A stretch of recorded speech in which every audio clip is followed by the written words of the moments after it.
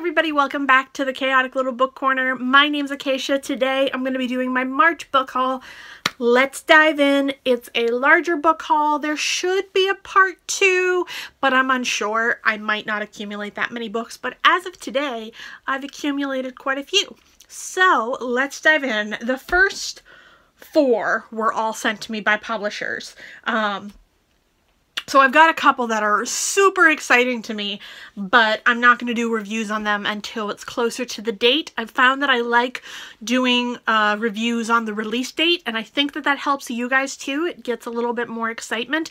I could do it closer to release date, but not exactly on. If you guys want to have the ability to pre-order, let me know what you guys think down in the comments, if it helps to do it in advance so you can pre-order, or if it helps to do it on the release date so you have that information. I'm good with whatever you want to do. This is Atlas Alone by Emma Newman. This is a Planet Fall book. I love the Planet Fall series. This is the last one in the series. I am devastated and ecstatic to continue this series with this book. I adore this series. Planet Fall is my favorite, the first one, but I've loved all of them since then, and I am really, really stoked to have this. So I want to say thank you to Ace Publishing for this. They are wonderful to send me that. They sent me the third one for review too, so it's just so great to have them. They're so wonderful. Then we have The Girl in Red by Christina Henry. This is the author of Alice. You guys know I love Alice. I recently read it. I will link my Thriller-a-thon wrap-up up in the cards talking about Alice. This is a feminist post-apocalyptic retelling of Red Riding Hood. I'm really excited. I think it's going to be a lot of fun, a lot of good classic patriarchy conversation. Like, I think it's going to be a great book to read, and I'm very excited to dive in. Super stoked about this, and this one is a thank you to Berkley Publishing. Then we have The Farm. This one was sent to me by Random House. This is the story of a girl who is an immigrant, and she goes to live on a utopian farm, but her job is to produce a child, and then she's paid a lot of money by wealthy people to produce a child and carry the child for them. I've already read it.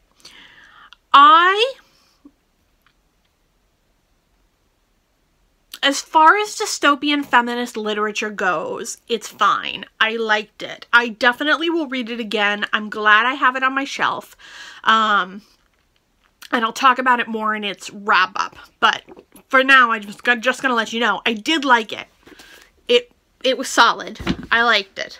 And then this one was a surprise to me. This one was sent to me by the Dial Press. This is Notes to Self, Emily Pine. It's an essay collection. I've read this one as well. I've been really enjoying essay collections from feminist authors and women of color, and I've been really getting a lot out of them. So if anyone has any recommendations, let me know down in the comments. I'd be happy to read more. This one was really good. It talks a lot about alcoholism and family and feminism, and it just sort of touches on a lot of different things, but I was definitely happy to have received this and to have read it. Then yesterday, I got Gingerbread finally. This has taken me forever to get my hands on. This is Helen Oyemi's newest book. I am stoked. I read it in a day. I absolutely loved it. I am so excited to see whatever she comes out with next, but now I gotta wait. I'm terrible. I read her whole book and now I'm like, I want another one. I'm terrible. I'm so terrible. But yeah, I really enjoyed it. This is a story of, so it's a hard story to explain because it is magical realism. So the premise is, or the start, I'll tell you the start.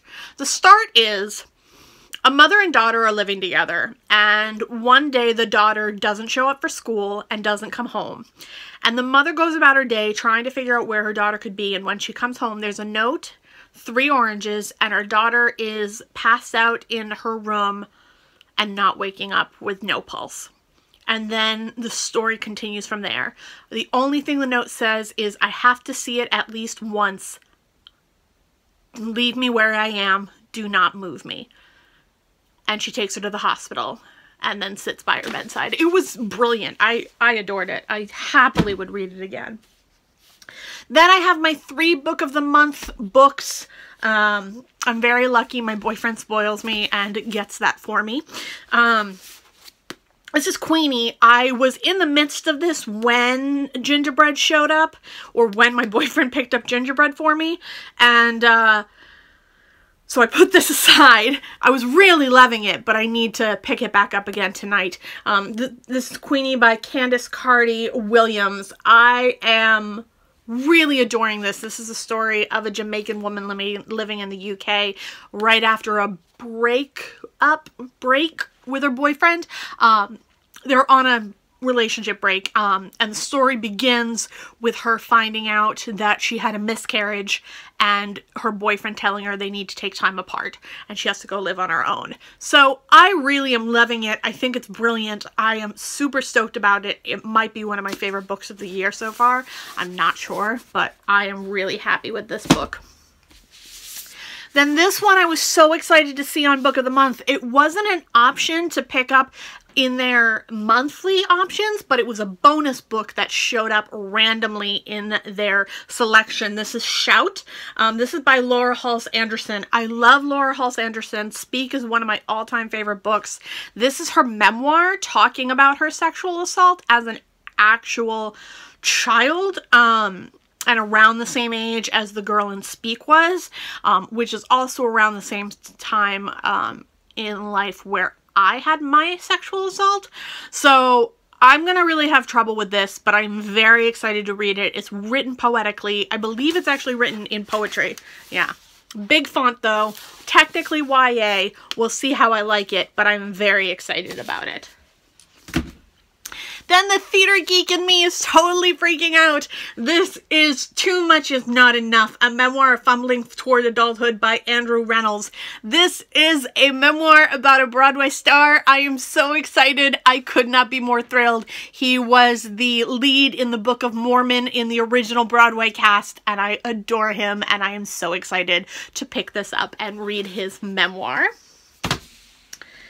Then I picked up this. I read The Reckoning by this author, Lacey M. Johnson, and I enjoyed it. There were elements that I didn't love, but it was fine. This is the other side. This is her memoir of the events that took place when her boyfriend kidnapped her and held her hostage and abused her.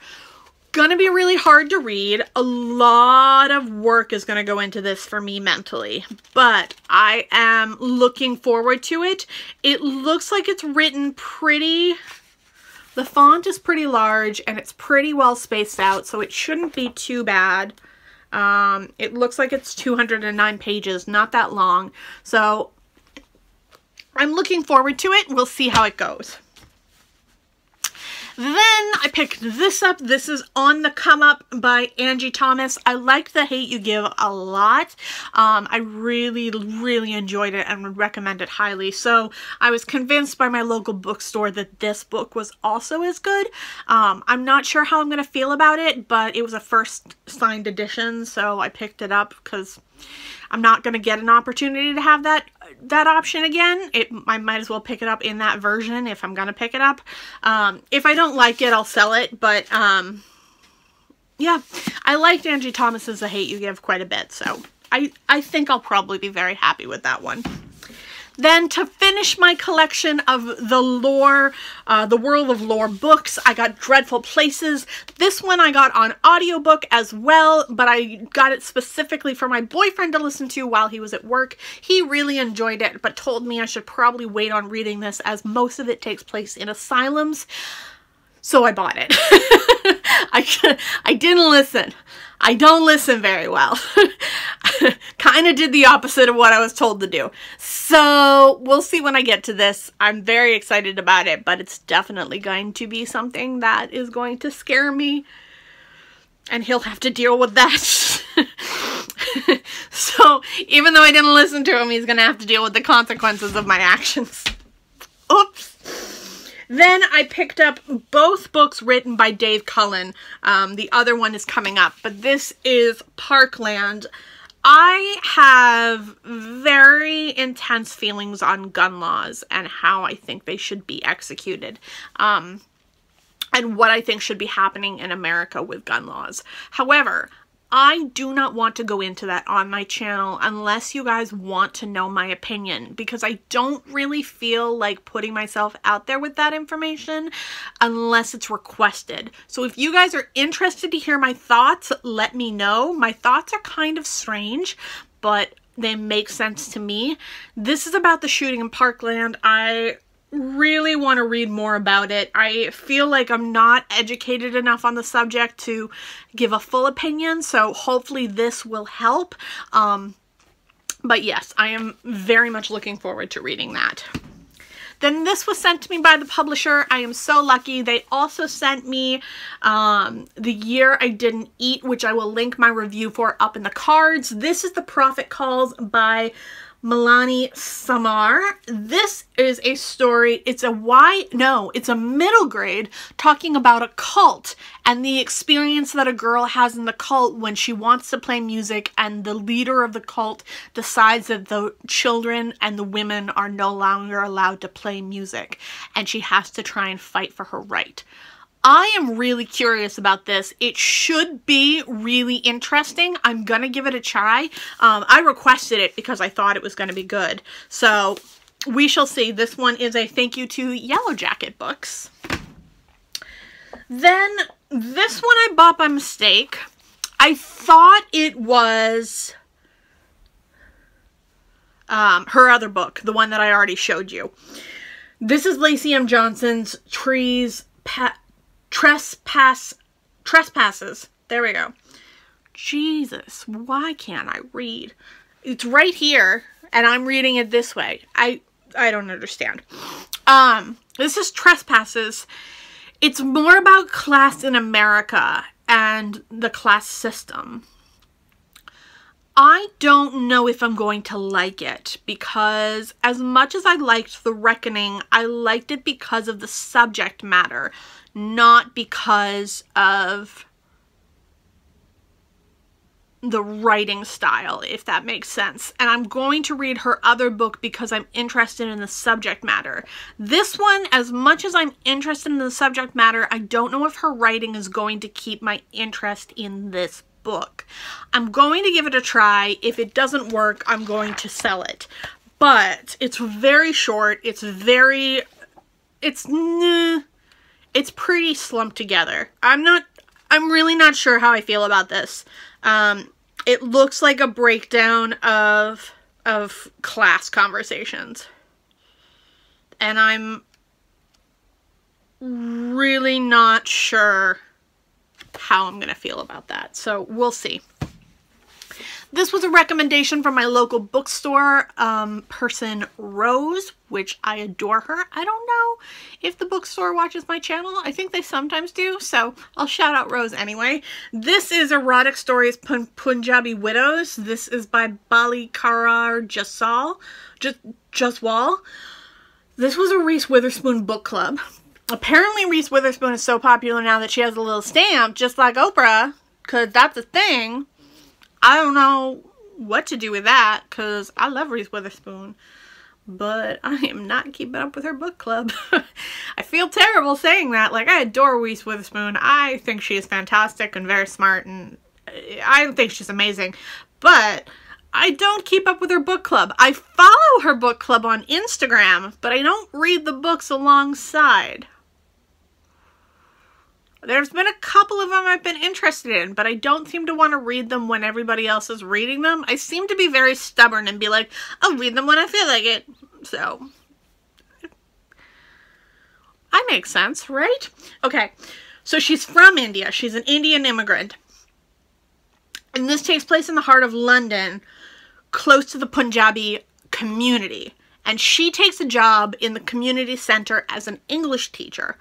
And she's in this room with a bunch of widows who don't know how to read or write specifically in English, and they want help, and she one day comes into class and leaves a romance book out without thinking about it, and they pick it up, and the one who can speak English pretty well reads it to the other women, and she comes back and she's like, oh no, don't read that. And they're like, we want to write about this stuff. And she's like, what? And they're like, just because we are widowed and older does not mean we don't know anything about sex.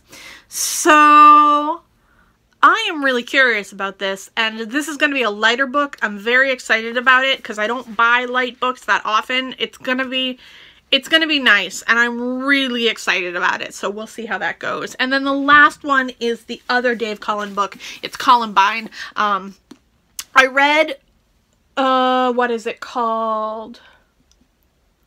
Something Reckoning.